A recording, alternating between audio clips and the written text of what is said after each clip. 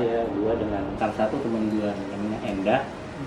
Dia Ekowati kan nama lu kan dia Eko. Sehat ya? Alhamdulillah. Walaupun saat ini lagi masih suasana pandemi. Oh, iya. Endah gimana sih lu bisa mengenalin diri nggak sih ke Oke. pemirsa bisa nih? Memang kalau basic itu kan ngambilnya pertaniannya budidaya. Jadi kita harus yang nanam Spesialisasinya di mana nih?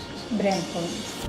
Aku di brand building. Sekarang memang lagi ngetren public relation, tapi sebenarnya itu mungkin kehumasan. Jadi intinya adalah konsultan humas itu membantu, bisa in-house, bisa eksternal, kayak aku konsultan eksternal, itu kita membantu klien untuk mengkomunikasikan message-message yang apa yang mereka mau berikan ke masyarakat melalui teman-teman media dan juga lewat publik. Jadi dari tim PR lah yang menganalisa akan message apa sih yang bisa disampaikan dengan bahasa yang sesuai dengan targetnya. Kalau misalnya kita targetnya anak muda ya bahasa anak muda, targetnya orang tua bahasa orang tua. Ya, orang sudah aware, sudah mulai mengerti tentang butuh butuh berkomunikasi yang baik gitu. Jadi kayak public figure juga nggak bisa asal ngomong aja. Sebenarnya konsultan itu sebenarnya partner klien sebenarnya. Karena kita juga membantu mereka untuk mencari cara yang paling strategis, paling efektif dari sisi ekspertis kita ya gitu. Jadi kalau ada klien yang memang kaku, sebisa mungkin aku sih mengedukasi pertama. Jadi maksudnya mengedukasi adalah dari pengalaman saya selama 25 tahun di industri. Ya. Jadi bukannya menggurui, tidak, tapi kan sudah melihat kenyataan bahwa di lapangan seperti apa. Jadi aku sampaikan. Kalau biasanya kliennya tuh welcome, dia akan menerima sih. Tapi ada juga memang klien yang memang keras sih. Jadi kalau aku sebisa mungkin membantu yang mereka inginkan. Itulah aku belajar.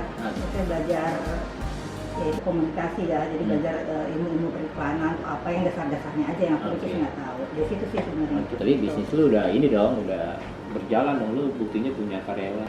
Ada orang yang memang mental bukan mental istilahnya, gue udah cukup puas lah sebagai pengusaha skala UMKM, gue nggak mau ribet nanti ngurusin banyak karyawan, investasi gue seberapa besar yang harus balik dan harus gue nih invest kemana-mana. Kalau lu gimana sih, lu tipikal orang seperti apa sih?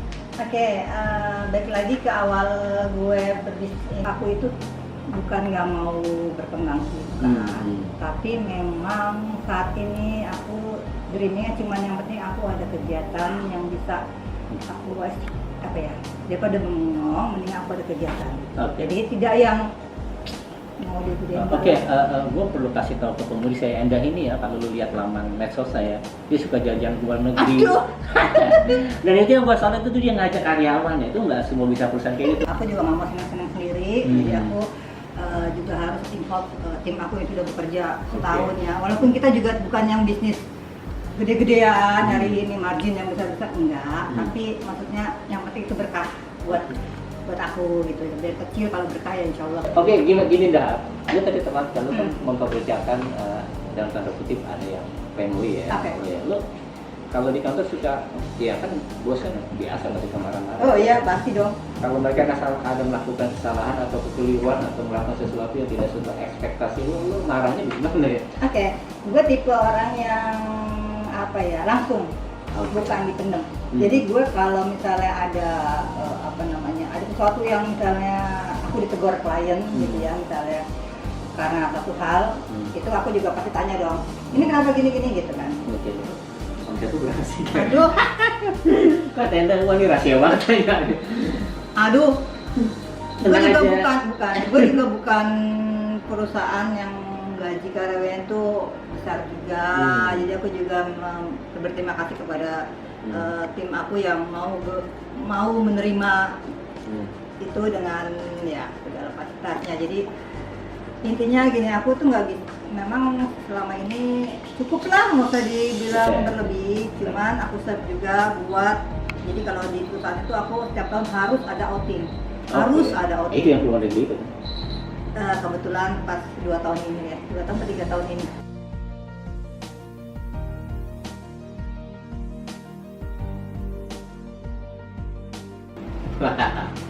Nih Om Tony. Ini kucing jenis apa nih? Ini Anggora sih. Anggora ya. Tapi dia agak pesek, jadi sebenarnya itu agak pesek nih. Namanya nih Koko. Ini baru 5 merawatnya 5 bulan. Ribet nggak ngerawat kayak gini nih? Pasti ribet. Jadi begitu kita udah memutuskan untuk punya peliharaan apapun, berarti kita harus tanggung jawab. Jadi kayak kebetulan aku pakai klienku senengnya. Makanannya makanan klien gue juga. Udah divaksin 3 kali nih Om Tony. Oh, ya kayak orang juga. Oh iya, udah kami baik. Oh iya, ada tadi yang gue ingin tanyakan lagi. Mungkin ya ini pertanyaan klise lagi sih, tapi kadang orang pengen tahu juga sih, apakah orang seperti Enda ini punya pengalaman yang paling gak enak ya? Gue gak bilang buruk ya, pengalaman paling gak enak ya selama hidup apa sih yang lu rasakan ya? Kalau pengalaman gak enak, bukan gak enak sih, ini memang jadi perjalanan hidup itu ketika anak yang kecil meninggal. Itu anak pertama? Anak ketiga. Anak ketiga ya? Namanya Vivi, kalau dipanggil Vivi Pairus.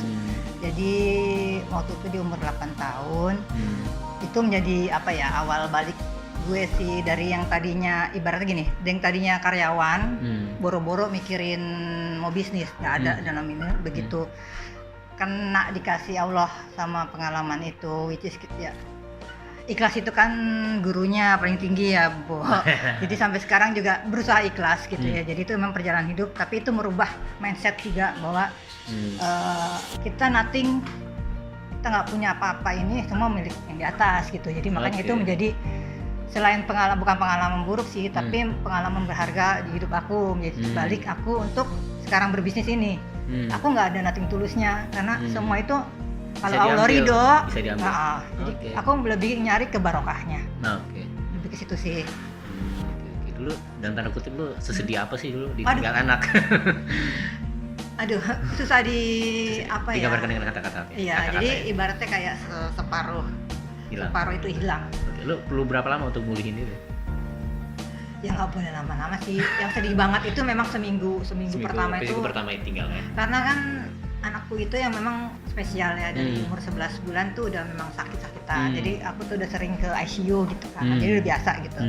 Tapi memang begitu Allah, mungkin ini kali ya, Allah juga udah lihat kali, udah kelamaan diuji, jadi dibebasin kali. Mau dikasih ujian yang kan ibaratnya kalau kita dikasih ujian itu kan udah lewat, mungkin mau dikasih ujian yang lebih berat gitu kan. Jadi naik kelas katanya. Ya, udah lewat, jadi naik kelas. Oke, aku diuji dengan anak yang berkebutuhan khusus dan sakit-sakitan, itu aku mungkin dianggapnya mampu kali gitu. Jadi mau diuji yang lain. Jadi aku masih merasa ini menjadi motivasi diri aja sih. Yaitu tadi bahwa kita tuh nggak ada apa-apanya gitu. Itu banget pengalaman paling berharga. Kalau dulu mikirin ya harta ibaratnya ya. Kalau sejak itu, jadi bisnis ini juga ya udah dapat seberapa itu, ya udah itu aja. Kalau balik nih sisi sebelahnya, kalau pengalaman yang paling enak apakah dapat proyek 1M mungkin? Aduh, amin. Kebetulan karena bisnisnya ini membantu teman-teman ya, which is yang biasanya teman-teman tahu sendiri dong, harganya harga temen ya, bukan harga temen lagi, harga saudara. Padahal itu maksudku harga yang aku masukkan tuh udah di bawah banget, tapi ya kalau ada begitu ya, kita namanya membantu teman, kita bantu. Jadi aku tidak ada mencari margin yang terlalu besar, jadi lebih ke nyaman. Berarti pengalaman hidup yang paling membahagiakan nih selain jalan-jalan tadi. Apa nih kalau pengalaman hidup yang gue merasa kayaknya nih gue merasa kayaknya gue merasa gue merasa di puncak nih. Kalau di puncak sih enggak ya. Gue merasa sih semuanya biasa-biasa aja. Enggak memposisikan gue udah paling itu, enggak juga.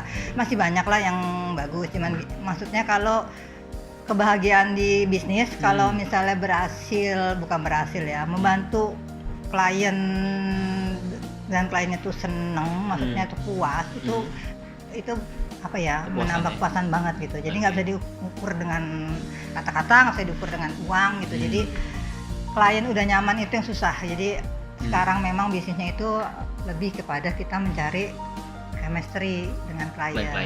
Walaupun kliennya kadang-kadang ya kalian kan macam-macam ya, keras kita berusaha mengimbangi, dan kalau dia nyaman karena kita dianggap mampu yang mereka mau kita bisa support, itu yang ini. Aku juga ada klien yang memang tipenya aduh susah dibilangin, tapi selama ini alhamdulillah dia nyaman. Jadi itu buat aku itu prestasi juga sih, aku Prestasi bisa ya. Oke.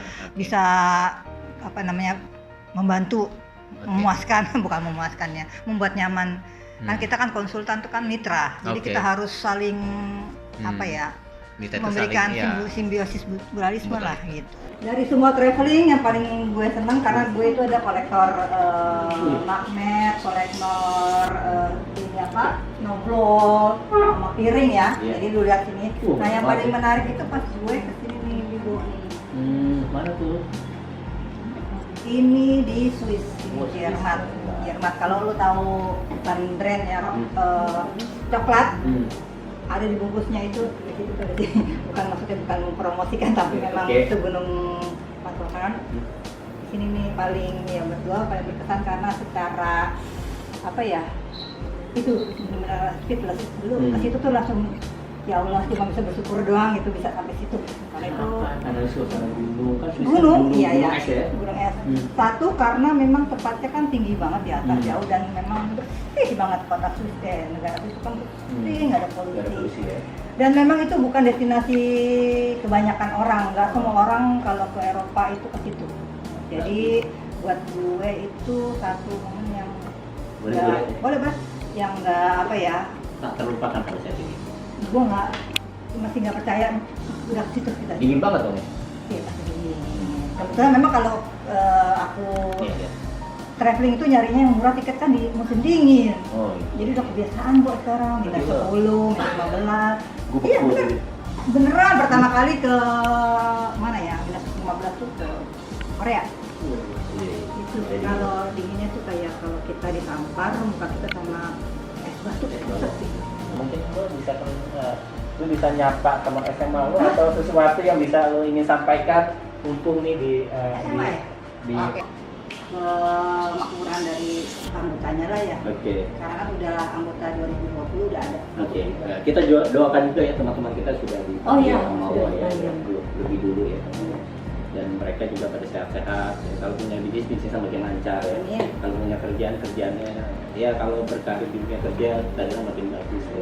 Jadi kalau apalagi di zaman kondisi yang lagi susah kayak ini memang harus kerja keras, maksudnya mau berani untuk mencoba segala hal. Jangan malu. Oke. Itu kata gue jangan malu. Iya, jangan malu. Nggak ada kata malu. Kebetulan kalau di komunikasi memang harus apa ya? Lebih luas membuka networking. Gitu. Ya. Maksudnya luas gitu. Kita bisa menempatkan diri di segala macam segmen. Oke. Segmen masyarakat gitu. Karena kan kita nggak pernah tahu ya. Oke. Yang nanti memberi kerjaan siapa, jadi kita pintar-pintar lah. Networking ya. Networking lah, satu. Ya, networking. Jadi networking sebenarnya sederhana, di teman-teman dulu aja. Oke. Maintain teman-teman dulu, kalau Oke. teman-teman nyaman, terus kita juga menunjukkan bahwa kita serius, maksudnya di bisnis yang negara. Kita tekunin ya. Punya itu bianet ya. Gue selama masa PSBB ini gue kan juga bakul gua. Ini bisnis sampingnya diceritain juga nih, Iya. dasarnya orang marketing. Jadi jangan malu. Jangan malu. Berani kerja Berani kerja keras keras. dan buka koneksi. Networking. Iya, networking. Jadi maksudnya semua yang kita kenal tawarin aja. Oke. Nggak perlu malu. Nggak perlu Karena itu malu kan ya. kita kan nggak Halal ya. nggak Nggak minta-minta. nggak minta-minta gitu. Oke. Jadi itu yang memang mesti punya karakter ya, susah juga ya. Jangan malu Karakter. tuh kayaknya agak susah. Oke. Kayak orang kebanyakan masih makan gengsi ya. Oh, Enda dia Ekowati ya. Dwi, Dwi ya? Wah, astagfirullahaladzim. Enda Dwi Ekowati malu nggak pernah sekelas gitu. Iya. Jadi nggak pernah denger di absen sama guru ya. Oke, sekian, terima kasih. Wassalamualaikum warahmatullahi wabarakatuh. Enda, terima kasih. Salam dong dengan salam bincang, salam bisa, salam bincang santai. bisa. Oke.